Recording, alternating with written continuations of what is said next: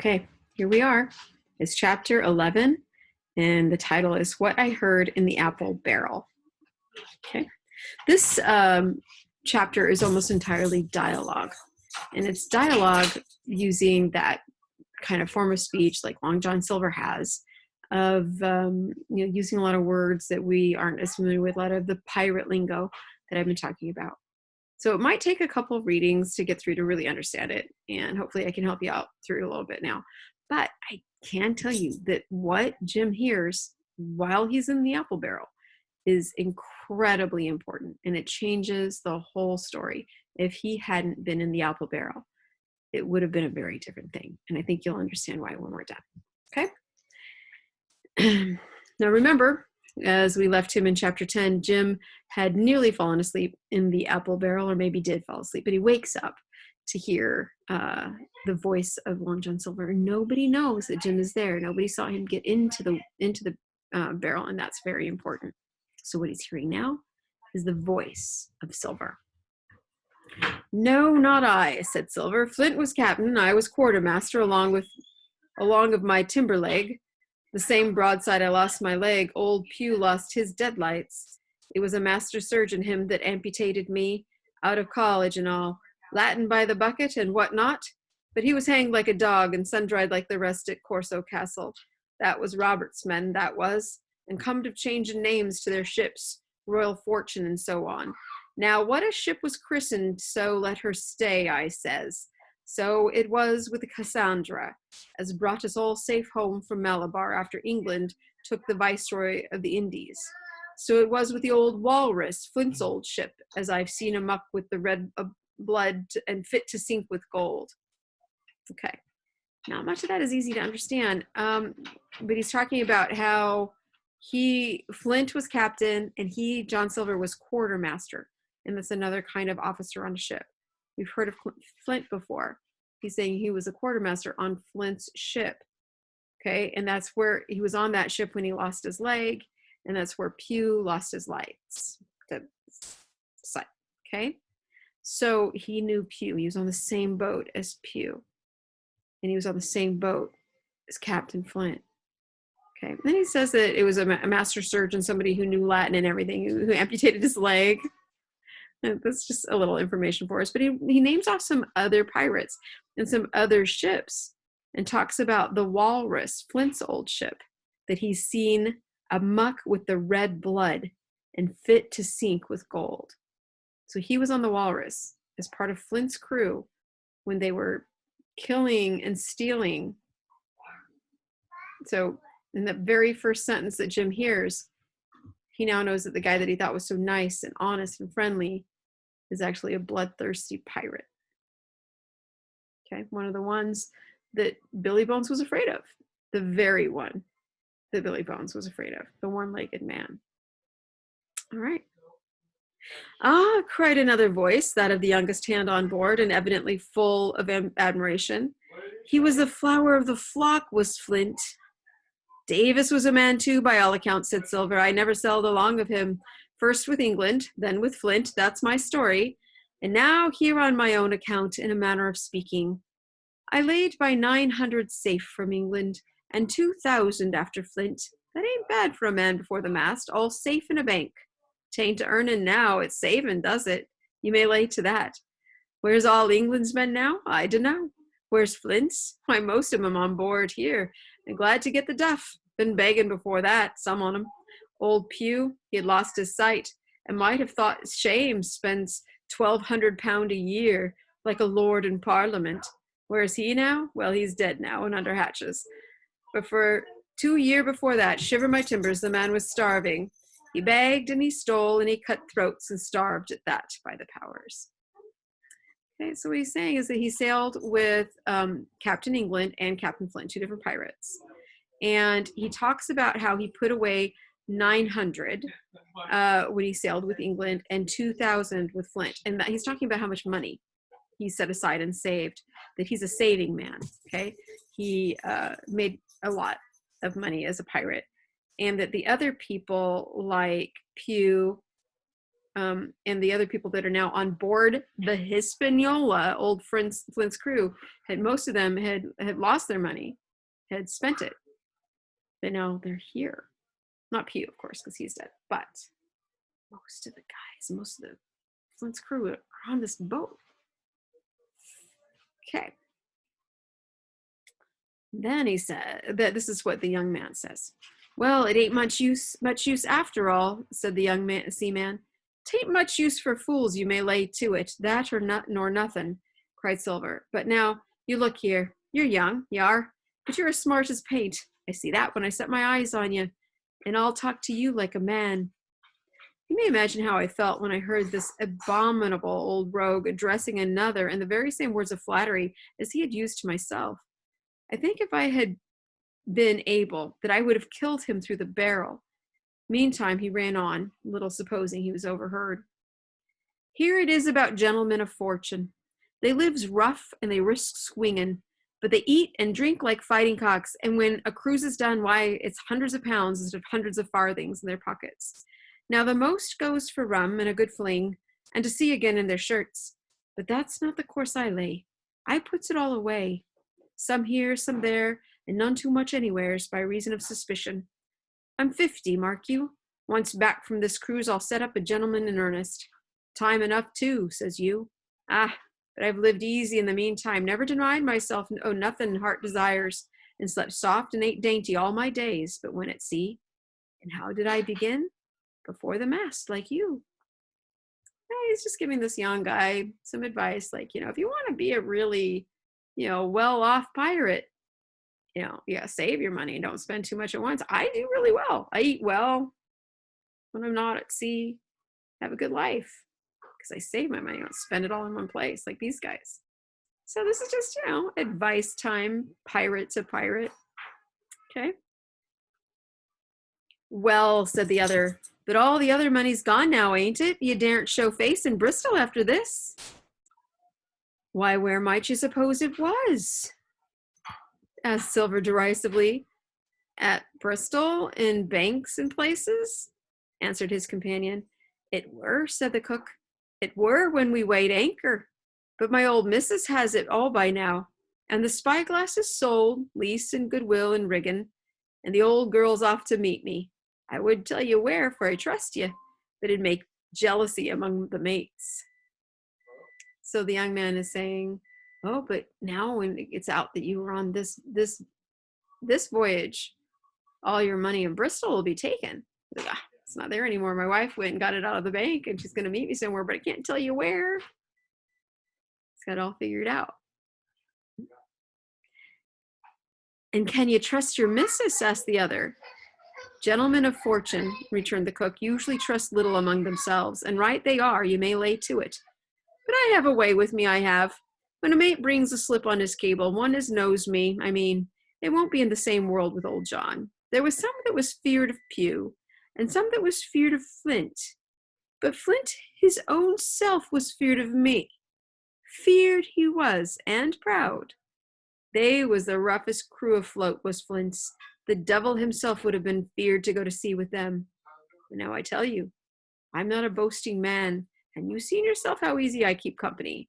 But when I was quartermaster, lambs wasn't the word for Flint's old buccaneers. You may sure of yourself in old John's ship.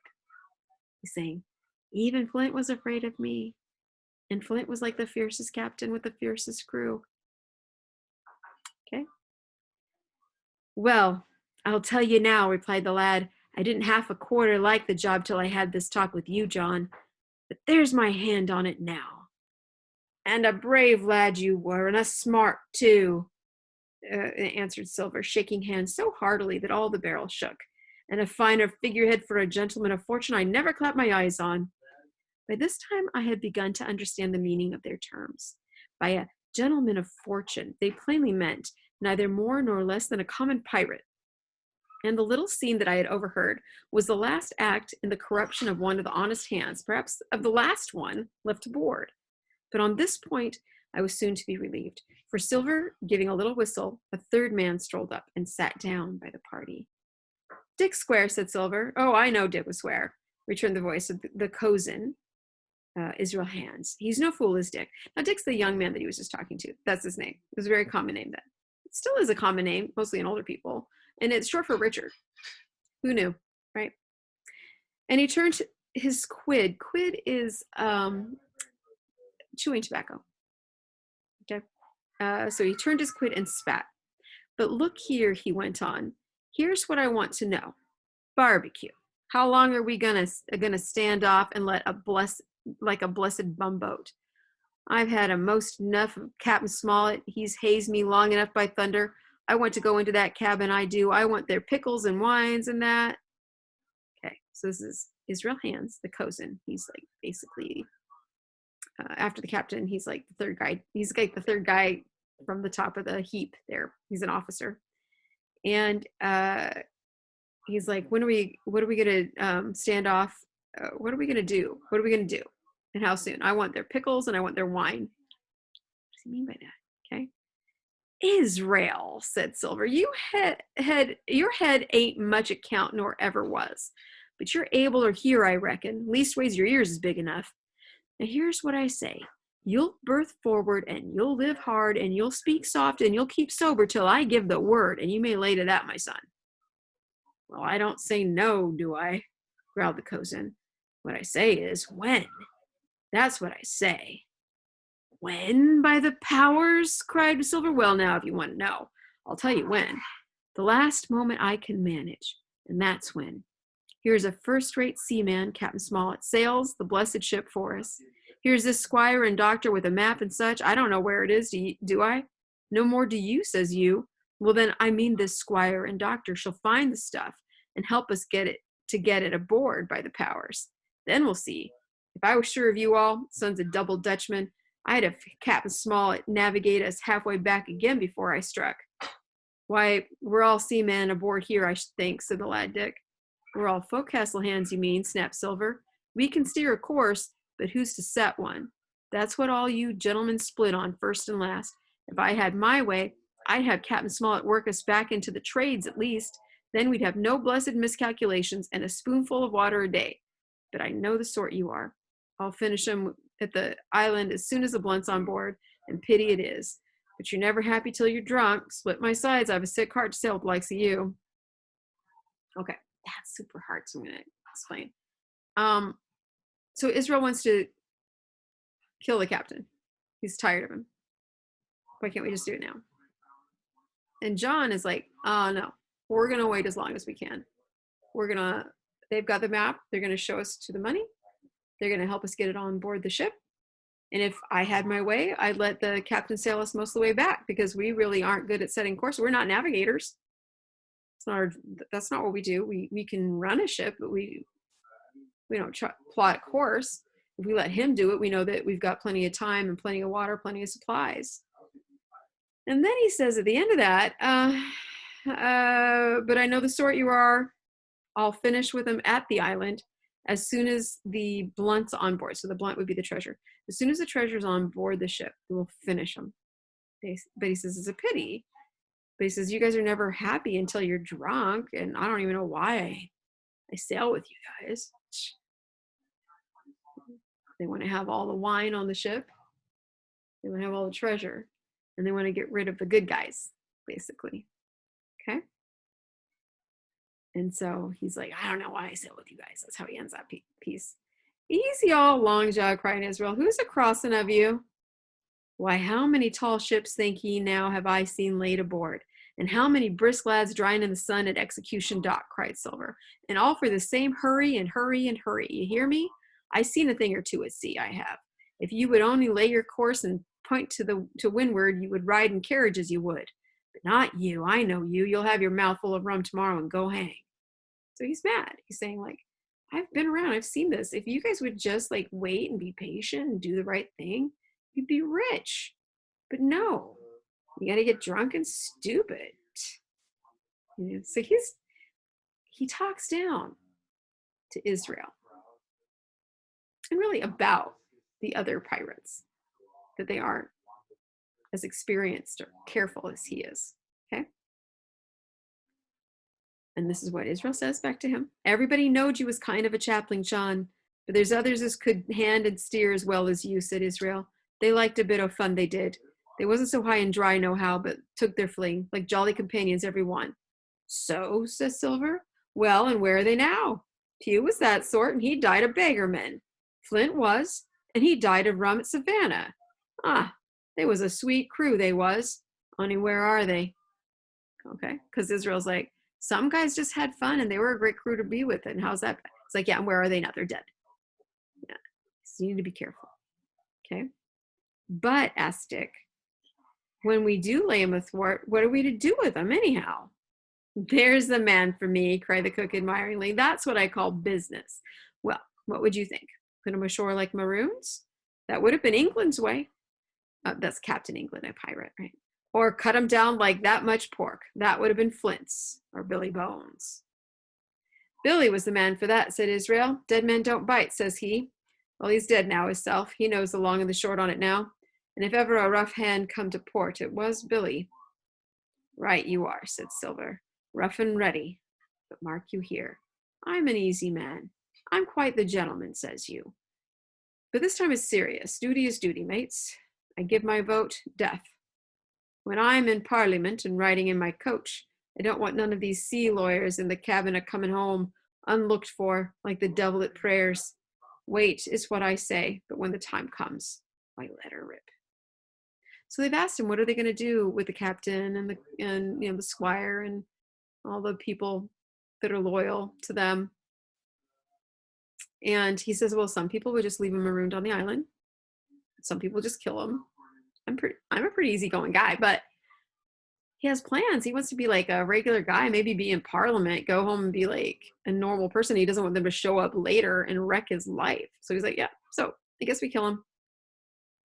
Get everything on board at the island and we kill him.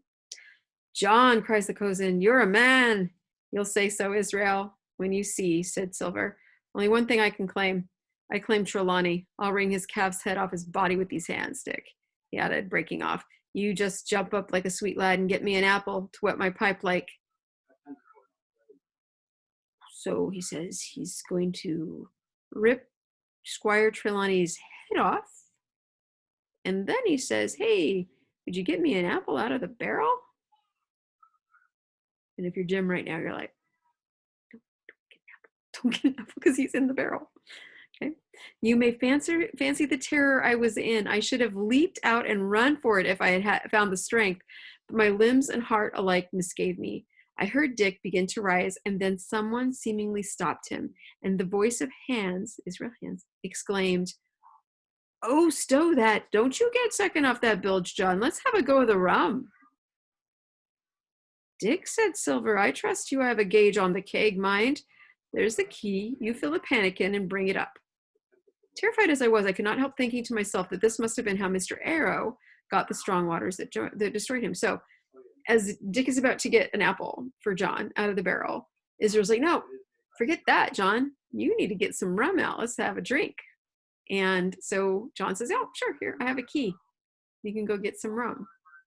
And so Jim is like, the mystery about how Mr. Arrow was getting drunk might have been solved just now.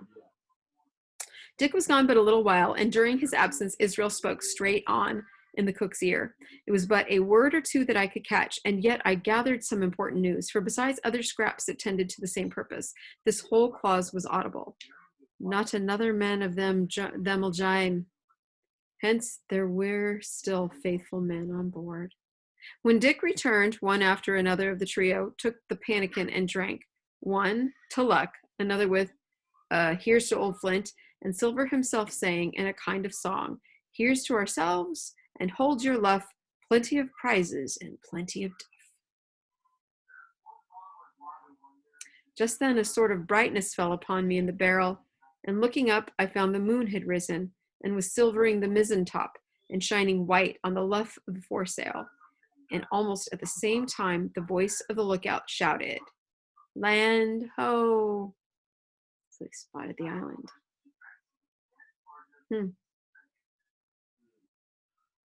So here we are. That's the end of the chapter, so you got to write about it before you look and see what happens next.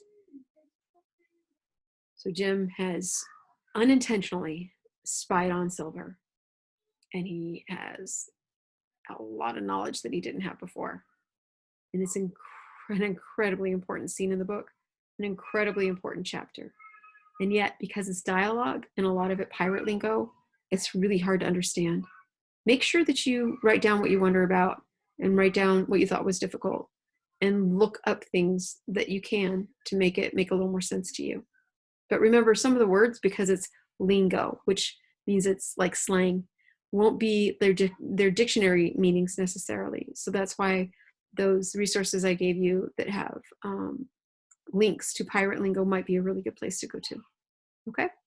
All right, we'll be back for the last chapter in the section next. Okay, see you again for chapter 12.